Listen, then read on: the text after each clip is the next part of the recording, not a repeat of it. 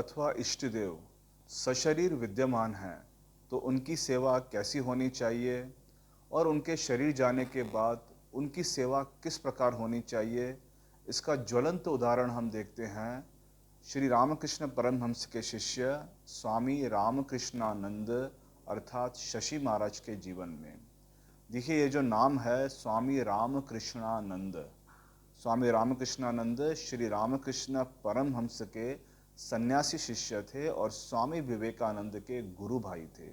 अब यह जो नाम है ना स्वामी रामकृष्णानंद, यह नाम स्वामी विवेकानंद स्वयं ग्रहण करना चाहते थे, किंतु शशि महाराज जो परवर्ती काल में रामकृष्णानंद हुए, उनकी गुरु भक्ति को देखकर उन्होंने यह नाम अर्थात स्वामी विवेकानंद ने यह नाम स्वयं न लेकर शशि महाराज को दिया, इसीलिए उनका नाम हुआ स्वामी रामकृष्णानंद।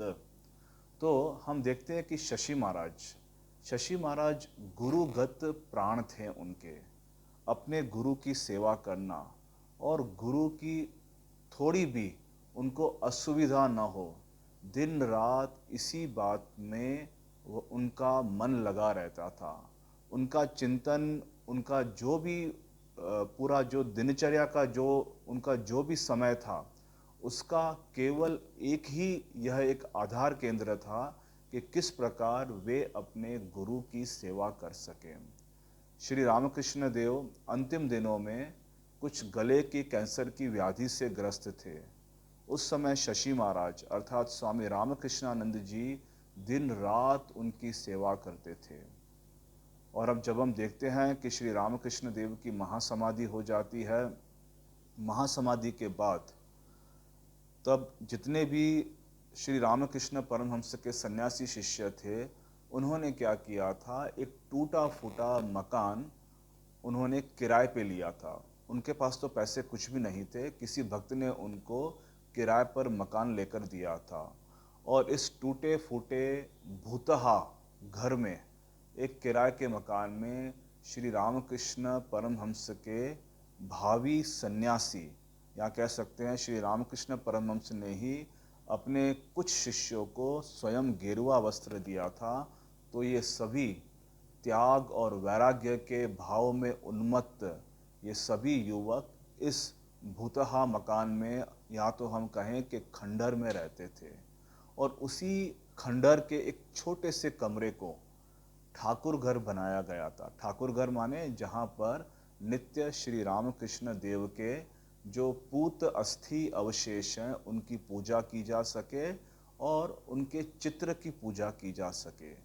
तो जिस प्रकार शशि महाराज स्वामी रामकृष्णानंद जी श्री रामकृष्ण देव की सदेह सेवा करते थे, ठीक वैसे ही वे श्री रामकृष्ण देव की चित्र में पूजा करते थे। और उनकी जो चित्र में, उनके लिए वो चित्र नहीं था, उनके लिए साक्षात उनके गुरुदेव मानो विराजमान थे। वे स्वयं भी कहते थे बाकी लोगों को कि इसको केवल चित्र मत समझना, साक्षात श्री रामकृष्ण देव की यहाँ उपस्थिति है। और जो जो चीज़ें वे श्री रामकृष्ण देव को जब वे सदेह विराजमान थे देते थे, वैसी ही सब वस्तुएं, भोग की वस्तुएं वे श्री रामकृष्ण देव के चित्र को अर्पित करते थे। उदाहरण के तौर पर श्री रामकृष्ण देव जब जीवितावस्था में थे तो शशि महाराज क्या करते थे, उनको दातुन करने के लिए दातुन देते थे, वो नीम का जो रहता है। तो वे चित्र को भी वे रोज दातुन अर्पण करते थे। और दातुन भी कैसा होना चाहिए, वे देखते थे कि दातुन का जो अग्रभाग है वह बहुत कठोर तो नहीं है, अगर कठोर होगा तो उससे मेरे गुरुदेव का जो मुख है वह छिल जाएगा। और जो जो वस्तुएं माने जो भी भोग सामग्री है, उस समय तो कह सकते कि जितने भी ये श्री रामकृष्ण देव के शिष्य थे, इनकी ऐसी अवस्था थी, यदि इनके पास भात खाने के लिए मिलता था तो नमक नहीं जुटता था, और सब्जी तरकारी तो भूल ही जाओ। कितने दिन उनके ऐसे चले गए थे कि जब उनका जो रोज का जो भोजन था वह मानो भात और नमक, नमक और भात ऐसा ही था। कई बार तो ऐसी स्थिति हो जाती थी कि उन्हें भोजन के लिए केवल भात ही रहता था और इसके अलावा कुछ भी नहीं। तो जो जो उनको यत्किंचित भोजन की सामग्री प्राप्त होती थी, शशि महाराज वही भोजन की जो भोग सामग्री जो है वे श्री रामकृष्ण देव को अर्पित करते थे। एक बार क्या होता है कि ये जो रामकृष्ण संघ का जो पहला मठ, जिसे हम कहते हैं बरानगर मठ, जहाँ पर ये सभी त्यागी युवक एक साथ रहते थे, तो एक बार इनमें से 4 युवक भिक्षा मांगने के लिए बाहर जाते हैं। अब यह जो बरानगर मठ था यह कलकत्ता में स्थित था, और ये जो त्यागी युवक बाहर भिक्षा मांगने जाते थे तो लोग उनके ऊपर हंसते थे, उनकी मजाक करते थे, और किनको क्या मालूम कि ये त्यागी युवक, इनके अंदर क्या भाव अंदर विराजमान है, और ये किसके लिए भिक्षा मांगने के लिए जा रहे हैं, और इनके जीवन का उद्देश्य क्या है। बाहर के लोग तो खाली कामनी और कंचन में ही लिप्त रहते हैं, उनके लिए बस यह संसार ही उनका सब कुछ है। इस संसार के अलावा परलोक है या नहीं, इनका उन्हें कुछ भी ज्ञान नहीं है।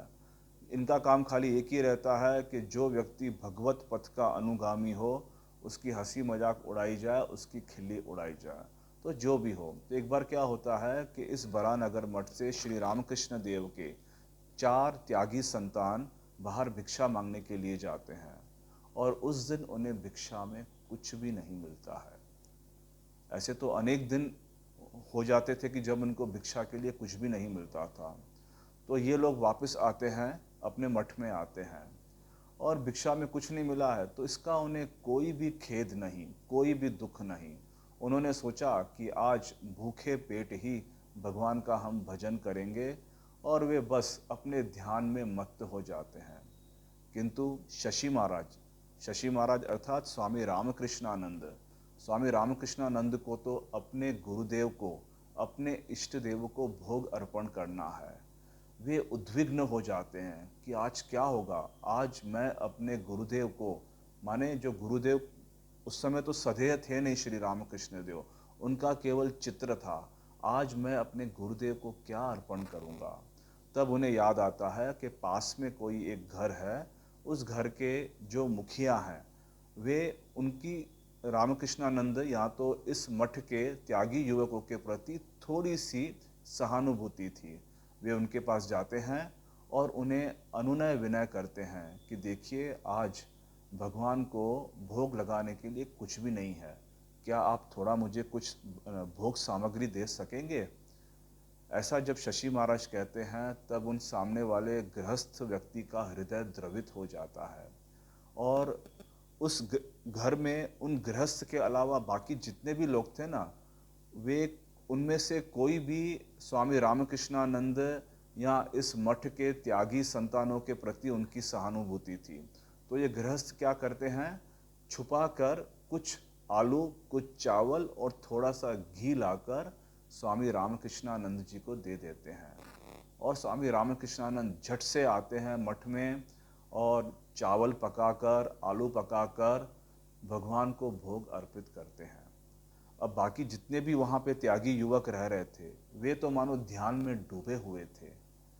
तो स्वामी रामकृष्णानंद क्या करते हैं, भगवान को भोग लगाने के बाद वह चावल और आलू और जो भी घी वगैरह था, उन सबको मिलाकर उन सबके छोटे छोटे पिंड बनाते हैं, और ये जितने लोग कीर्तन में बैठे हुए थे, जितने लोग ध्यान में बैठे हुए थे, उन सबके मुंह में जाके डाल देते हैं कि लीजिए, आपने सुबह से कुछ खाया नहीं है, आप खाइए।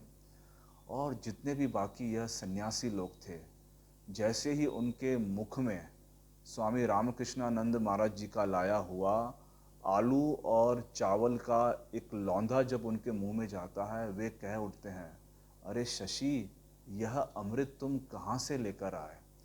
तो ऐसे हम देखते हैं कि ऐसे कितने दिन बीत जाते हैं, जब बरानगर मठ में, रामकृष्ण संघ के प्रथम मठ में खाने के लिए कुछ भी नहीं रहता था, भगवान को भोग अर्पण तक करने के लिए कुछ नहीं रहता था। तब शशि महाराज जहाँ कहीं तहीं से भी आसपास से वे कुछ न कुछ कहीं से किसी से प्रार्थना करके भोग की सामग्री ले आते थे, भगवान को भोग निवेदित करते थे, और उसका प्रसाद होने के बाद वे बाकी सब सन्यासियों को खिलाते थे। और श्री रामकृष्ण देव के चित्र के प्रति उनकी ऐसी भक्ति थी कि एक बार तो ऐसा होता है कि वे जब मद्रास में थे, अब उन्होंने अपने इष्ट देव या गुरुदेव को शयन दे दिया है। तो शयन देने के बाद रात का समय होता है और मद्रास की जो गर्मी है ना, भीषण गर्मी रहती है। उस समय तो माने मैं आज से लगभग 100 वर्ष पहले की बात बता रहा हूँ। उस समय तो पंखे इत्यादि कुछ नहीं थे वहाँ पे। और स्वामी रामकृष्णानंद महाराज क्या कर रहे थे कि हाथ पंखा लेकर अपने आप को हवा कर रहे थे। इतने में ही उनको ध्यान आया, अरे मैंने तो भगवान को शयन दे दिया है, उनको भी तो गर्मी लग रही होगी।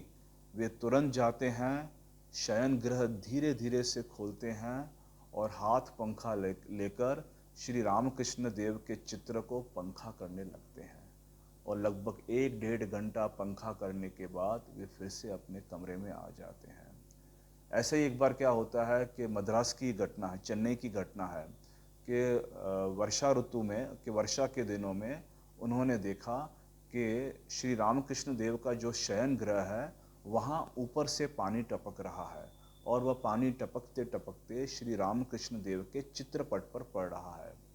वे क्या करते हैं, शशि महाराज जी, स्वामी रामकृष्णानंद जी तुरंत छाता लेकर आते हैं और छाता लेकर चुपचाप श्री रामकृष्ण देव के फोटो के ऊपर छाता रख देते हैं। क्यों रख देते हैं? क्योंकि यह उनका शयन का समय है और उनके शयन के समय उनको कुछ भी डिस्टर्ब नहीं होना चाहिए। वे जितनी देर तक बारिश पड़ रही होती है उतने समय के लिए छाता रख रहे होते हैं।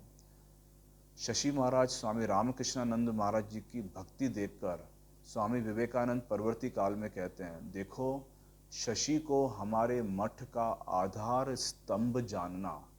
शशि अर्थात स्वामी रामकृष्णानंद महाराज नहीं होते तो हमारा मठवास संभव नहीं होता।